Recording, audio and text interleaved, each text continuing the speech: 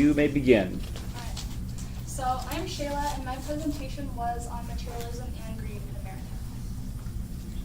My question was, how has American materialism led to the oppression of other cultures? And using sources including the Academy of International Business, International Marketing Review, and undercover studies of factories overseas, my argument became that by outsourcing plantation and factory work to developing cultures, materialism in American society is responsible for the oppression and even enslavement of other cultures. For my background, the negative impact materialism has on America itself has been seen throughout history, primarily in the 1930s when it contributed to America's greatest economic downfall, the Great Depression.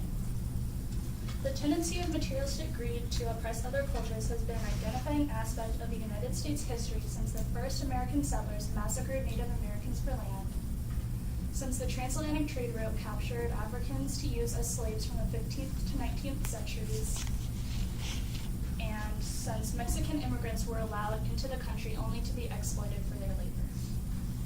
Today, slave plantations no longer exist in America. They are outsourced to developing countries, as are factories that subject their workers to terrible hours with terrible work conditions. In her painting, Self-Portrait Between the Borderline of the United States and Mexico, Mexican artist Frida Kahlo visually conveys how materialism clouds traditional humanitarian values of the United States by drawing smoke clouds covering the American flag. For Apple, terrible conditions in Chinese factories were highlighted in 2010 when 14 workers committed suicide at Foxconn, the largest supplier of the company Apple. 4 years later, an undercover investigation done by BBC News revealed just how unsafe conditions still were.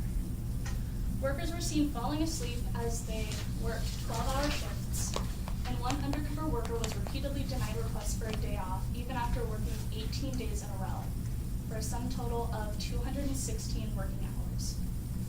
In 2010, even as news broke of the 14 worker suicides and investigations into Apple factories began, sales back in America were never halted. American customers seemed to completely disregard the exploitation of Chinese workers, which at this point was now public knowledge. While the 18th century slave plantations may not still be around in America today, they are exported to developing countries. And conditions on these plantations may vary from country to country, but more often than not, these workers are paid lower wages than sweatshop workers while working in even worse conditions. On plantations in Ethiopia and Guatemala, the main suppliers to the coffee giant Starbucks, workers are expected to pick a quota of 100 pounds of coffee beans per day to earn a minimum wage of $3. And half of these workers aren't even paid when they do, which violates labor laws in both Guatemala and Ethiopia. When workers are not paid, they cannot provide for their families. This leads to many of the working families bringing their children along with them to pick their 100-pound quotas, which exploits the entire family by bringing in unpaid child labor. For concession, America pushes the idea that outsourcing is the only option for businesses to grow, and as a result, far too many businesses outsource their companies. While the argument can be made that outsourcing to developing countries helps their economy by providing so many jobs. For example, Apple employs 700,000 additional workers in Chinese factories alone. By outsourcing, production costs are also lowered, as well as retail prices back in America. Paying the minimum wage to overseas workers allows the products back in America to be retailed at lower costs. Businesses, however, are driven to outsourcing by necessity. Greed in American culture suggests that the only way for businesses to succeed is if the entire world wants to consume their products. While outsourcing does provide jobs to developing countries' economies, it is done by taking jobs away from citizens of the United States and shipping them overseas to factories that have repeatedly violated labor laws and degraded their workers. A 2004 study of the Chinese garment industry by the New York Academy of Sciences revealed that in the past 3 years, wages had declined, and more than half of the factory's workers were not receiving the legal minimum wage and were not being paid for sick leave, maternity leave, or overtime work. For retail prices, the retail prices on items made overseas are lowered because of the low minimum wage paid to workers. Much lower, in fact, than if companies were paying the national minimum wage to workers in the United States. This is why cups of coffee are able to be sold for $5 instead of $20. In a letter written to his nephew, James Baldwin states that as the descendants of slaves who picked cotton, who built railroads, and who grew up in ghettos designed to keep them insignificant and impoverished, these people were never meant to move forward as a culture. This quality of life is the same for workers that have been affected by the spread of American materialistic views throughout the world. Guatemalan and Ethiopian plantation workers who are forced to bring their children along just to earn degradingly low wages, and Chinese workers whose bodies are exploited to the point of exhaustion day after day are meant to be held back in these conditions. Although the staggering problem is being controlled by greed, solutions still are possible. In the case of Apple, after expositions and investigations into factories in China began, the company worked with factories such as Foxconn to take better care of their workers and put more effort into regulating fair labor laws.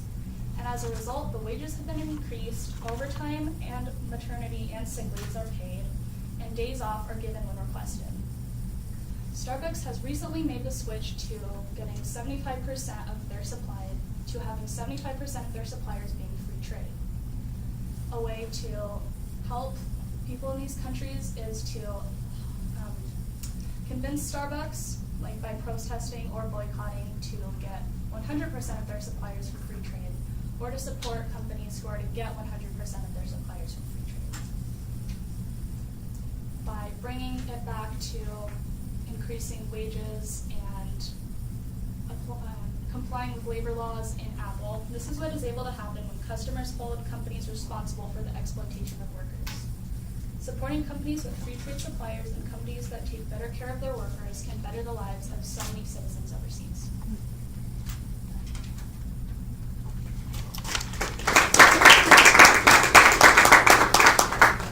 So, Shayla, how did you determine that the sources that you've used and provided in your presentation, how did you know they were valid and reliable?